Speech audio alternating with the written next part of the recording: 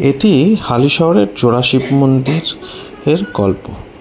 হালিশহরের জোড়া শিব মন্দির শতাব্দী প্রাচীন টেরাকোটা মন্দির, দেখতে কিন্তু একদম নতুন।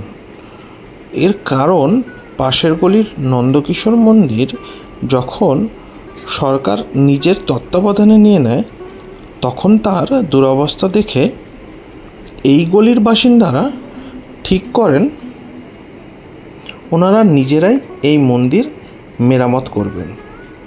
এই মন্দিরের সমস্ত কাজ পুনরুদ্ধার করেছেন মন্দিরের ঠিক উল্টো দিকের বাড়িতে থাকা একজন স্বনামধন্য শিল্পী।